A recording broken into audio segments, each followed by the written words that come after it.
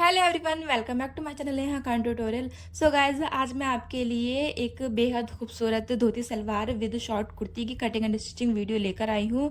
तो guys basically ये dress 2 years baby girl के लिए है। ये वीडियो स्पेशली बिगिनर्स के लिए होने वाली है। तो मैंने धोती की कटिंग एंड स्टिचिंग बहुत ही नीट एंड क्लीन तरीके से बताने की कोशिश की है, तो आई होप आपको समझ में आएगी। सो गाइज, इस वीडियो को लास्ट तक देखना, ये वीडियो आपके लिए बहुत ही हेल्पफुल होने वाली है। तो ज्यादा फालतू बकवास किए बिना जल्दी से आगे बढ़ते हैं और वीडियो को स्टार्ट करते हैं।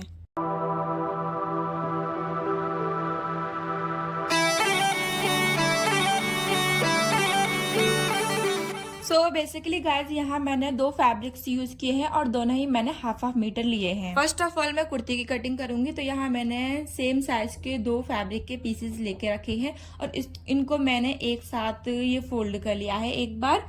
और यहाँ से मैं शोल्डर की मार्किंग कर रही हूँ, तो यहाँ मैंने 4.5 इंचेस पर मार्क किया है। देन यहाँ मैंने आर्म होल के लिए 5 इंचेस पर मार्क किया है एंड एक एल शेप बना के और यहाँ मैंने आर्म होल का शेप ड्रॉ कर लिया है। देन यहाँ मैं अपनी कुर्ती की फिटिंग की मार्किंग करूंगी, तो यहाँ मैं 6.5 इंच ले रही हूँ। यहाँ मैंने 3 इंचेस पर मार्क किया है एंड अगेन मैंने 3 इंचेस पर मार्क किया है, तो 6 इंच छोड़ के मुझे चाक बनाने हैं यहाँ से।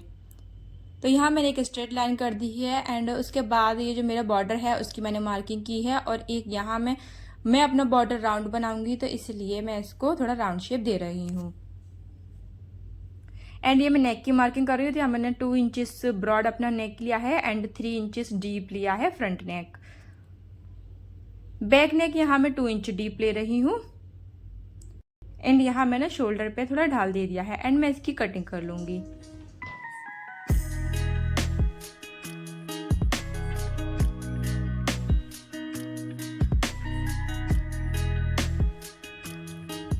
कटिंग करने के बाद यहाँ जो मैंने 3 इंचेस पे मार्क किया था 2 जगह, यहाँ मैं छोटे छोटे कट्स लगा लूंगी एंड मैंने दोनों पार्ट्स को अलग अलग कर दिया है। तो ये मेरा ये बैक पार्ट हो गया है, तो यहाँ मैंने बैक नेक की कटिंग कर ली है एंड ये है मेरा फ्रंट पार्ट।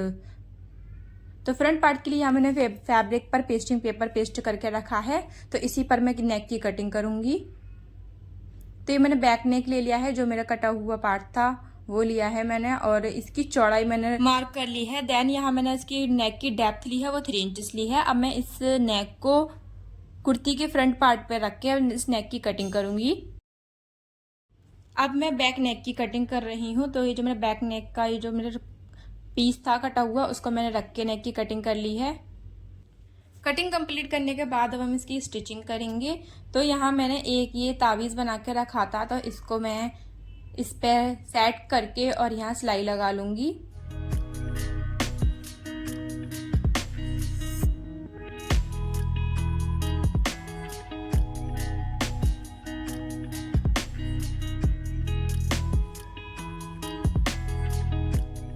तो इसकी एकदम किनारी पर मैं सिलाई लगा रही हूँ। एक सिलाई लगाने के बाद ये जो लेस थी, अब इस लेस पर भी मैं सिलाई लगा रही हूँ। अब ये जो मैंने इसका कटा हुआ नेक था, इसको मैंने पतला पतला फोल्ड करके रखा है साइड से और यहाँ मैं इसको सेट करके यहाँ भी सिलाई लगा रही हूँ। तो एक पैर का गैप छोड़ के यहाँ मैं सिलाई लगा रही हूँ। इसकी सिलाई लगाने के बाद यहाँ अब इस नेक पर भी मैं छोटे छोटे कट्स लगा लूंगी। इसको कट लगाने के बाद अब मैं इसको थोड़ा सा इसको साइड करके तब सिलाई लगा रही हूँ, वो भी नेक पर ही जो नेक की पट्टी है पेस्टिंग पेपर वाली उसी पर मैं सिलाई लगा रही हूँ। अब मैं इसको पलट के सिलाई लगा लूंगी।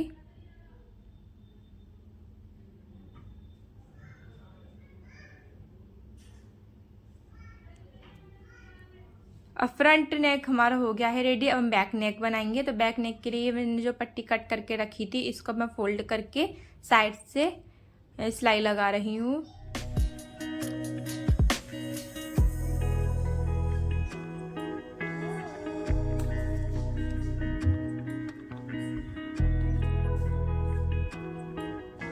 इस नेक की बाहर वाली किनारी है उसको मैंने फोल्ड करके सिलाई लगाई है। अब इस पट्टी को हम नेक पर रखेंगे और इसको सेट करके यहाँ एक पैर का गैप छोड़ के सिलाई लगा लेंगे। अब यहाँ भी हम कट लगाएंगे। कट लगाने के बाद इसको वैसे ही सिलेंगे जिस तरह से हमने फ्रंट नेक को सिला था। ऐसे सिलने के बाद अब यहाँ मैंने फ्रंट पार्ट रख लिया है बैक पार्ट पर, और इस पट्टी को पीछे फोल्ड करके यहाँ मैंने दबा के सिलाई लगा ली है। और ऐसे सिलने के बाद और हमने इसको पलट लिया है दोनों पार्ट्स को अलग अलग करके। अब हम इस बैक नेक की पट्टी को भी सिल लेंगे।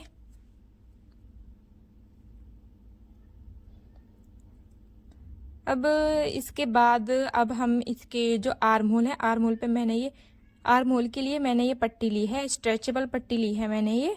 तो इसको डबल फोल्ड करके और यहाँ मैं एक पैर का गैप छोड़ के सिलाई लगा रही हूँ।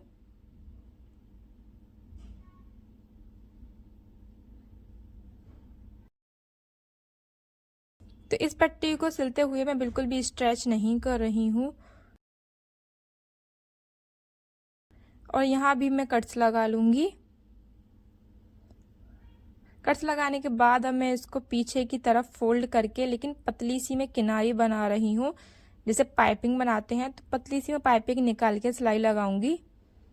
पाइपिंग के जस्ट बराबर में हमें सिलाई लगानी है और सिलाई बिल्कुल स्ट्रेट आनी चाहिए, तो उसी से हमारे इसकी आर्म होल की फिनिशिंग दिखेगी।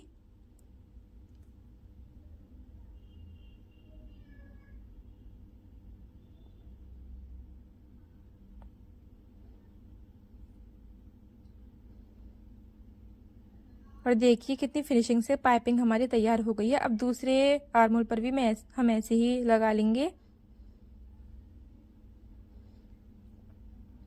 तो दूसरा आर्म होल भी मेरा ऐसे ही रेडी हो गया है। अब मैं इसकी फिटिंग लगा लूंगी कुर्ती की।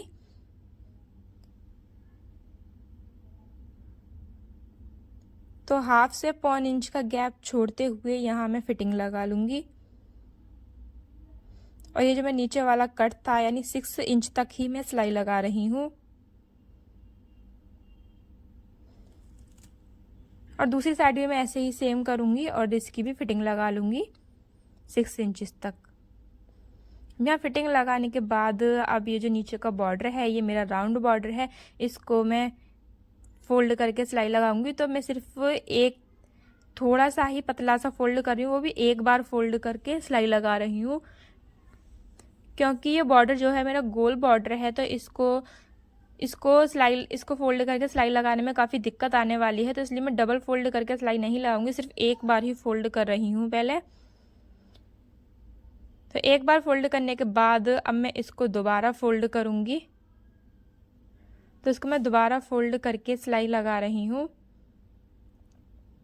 अगर आप इस तरह से सिलाई लगाएंगे तभी आपके बॉर्डर में फिनिशिंग आएगी, अदरवाइज आपके बॉर्डर में बिल्कुल भी फिनिशिंग नहीं आने वाली है। अगर आप एक साथ दो बार इसके कपड़े को फोल्ड करके सिलाई लगाएंगे तो बिल्कुल भी फिनिशिंग नहीं आएगी। तो ऐसे ही मैं पीछे भी सिलाई लगा लूंगी। अब हम सलवार की कटिंग करते हैं। तो सलवार की कटिंग के लिए मैंने 2 पीसेस लिए हैं सेम साइज के, जिनकी लंबाई चौड़ाई 17.5 इंच है। अब मैं इन पार्ट्स की डायगोनल पे से इसको फोल्ड करूंगी। तो आप देखते जाइए कि मैं किस तरह से फोल्ड कर रही हूँ। और यहाँ मैं अपना क्रॉच एरिया 6.5 इंच पे मार्क कर रही हूँ, क्योंकि इसमें बेल्ट भी प्लस होगी, तो उसके अकॉर्डिंग हमें क्रॉच एरिया अपना लेना पड़ेगा। देन मैंने यहाँ 1 इंच पे मार्क करके और इसको क्रॉच एरिया का शेप दे दिया है। और यहाँ मुझे अपनी जो सलवार की लेंथ लेनी है उसके अकॉर्डिंग मैं मार्किंग कर रही हूँ। लेंथ के लिए मैं 15 इंचेस में मार्क किया है और इसको एक तिरछा शेप दे दिया है नीचे से मोहरी को। और यहाँ मैं इसको कट कर लूंगी। तो पहले मैं क्रॉच एरिया कट कर रही हूँ, देन ये जो मेरी मोहरी है मैं उसको कट कर रही हूँ।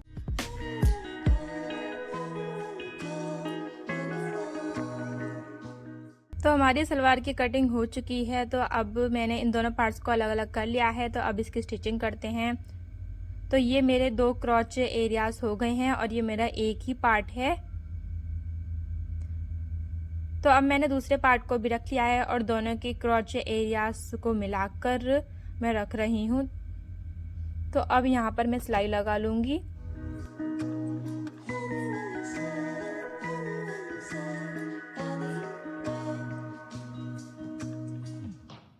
तो टोटल मैंने 2 जगह सिलाई लगाई है। अब यहाँ मैंने ये बेल्ट ली है, तो जिसकी लंबाई मैंने 13.5 इंच ली है और चौड़ाई 4 इंच ली है। तो इसको भी मैंने यहाँ से सिलाई लगा ली है। तो अब ये जो मेरी बेल्ट है इसको मैं टोटल 4 जगह पे कट्स लगा रही हूँ, एक फ्रंट पर, एक बैक पर और एक लेफ्ट और एक राइट पर। तो इनको कट्स लगाने के बाद ये जो मेरे सलवार के कॉर्नर हैं इनको भी मैं कट्स कर रही हूँ।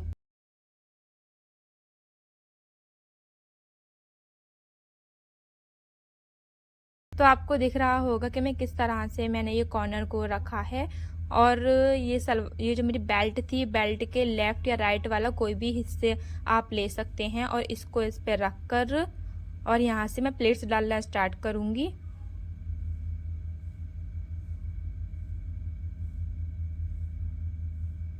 तो यहाँ मैं पिन लगा रही हूँ और मैं प्लेट्स ऐसी डाल रही हूँ। तो यहाँ मैं चौड़ी चौड़ी प्लेट्स डाल रही हूँ, पतली पतली नहीं डाल रही हूँ।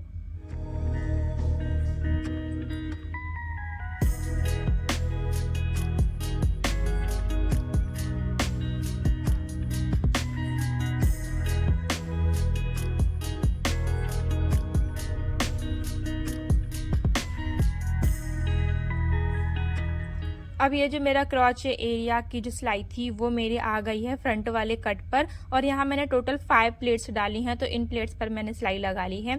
अब सिलाई लगाने के बाद अब मैं आपको दिखाऊंगी कि किस तरह से सिलाई लगाते हुए भी हम प्लेट्स डाल सकते हैं। तो इन प्लेट्स का जो रुख होता है वो आमने सामने होता है। तो इनको मैं इस तरह से प्लेट को डालती जा रही हूँ और दूसरी तरफ इनका रुख करती जा रही हूँ।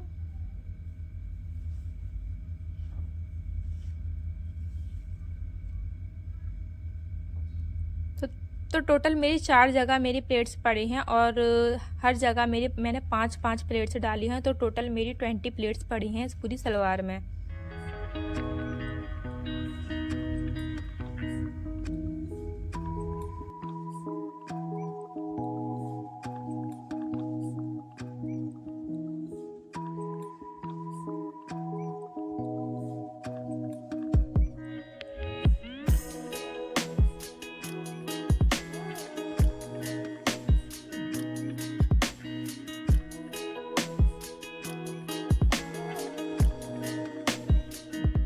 तो अब ये हमारी प्लेट्स डल चुकी हैं और देखिए मैंने किस तरह से इन प्लेट्स को डाला है।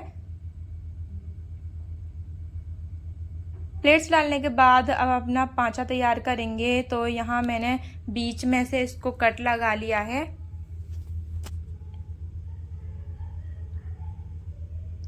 तो दोनों पांचे पर मैं यहाँ में कट लगा रही हूँ और कट लगाने के बाद मैंने इसको उल्टा करके रखा है। तो यहाँ से कट से मैं 4 इंचेस पर मार्क कर रही हूँ दोनों साइड।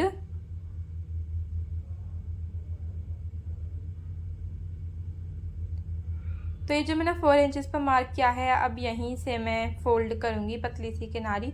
तो यहाँ मैंने एक बार इसको फोल्ड करके सिलाई लगा रही हूँ। तो जो भी हमारे कर्व्ड एरिया होते हैं तो वहाँ हमें डबल फोल्ड करके डायरेक्ट सिलाई नहीं लगानी चाहिए। पहले एक बार फोल्ड करके सिलाई लगा लो एंड देन दोबारा एक बार फोल्ड करके सिलाई लगा लो। तो इस तरह से सिलाई अच्छे से लग जाती है और फिनिशिंग भी अच्छी आ जाती है। तो मैंने यहाँ पर भी ऐसा ही किया है, एक बार लगाने के बाद फिर दोबारा मैंने फोल्ड करके सिलाई लगाई है। तो दूसरे पार्ट में भी मैं सेम ऐसा ही करूँगी। तो ये मेरे पांचे तो हो गए हैं रेडी। अब यहाँ जो भी मुझे फिटिंग रखनी है आप अपने अकॉर्डिंग वैसे रख सकते हैं। यहाँ मैंने 4 इंचेस का मार्क करके सिलाई लगा ली है।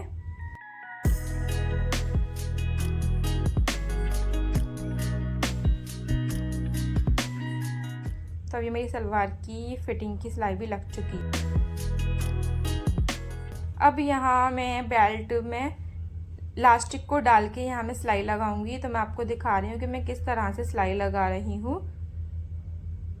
तो यहाँ मैं इसको लास्टिक को अंदर दबाते हुए इसको लास्टिक को अंदर दबा के सिलाई लगा लूँगी।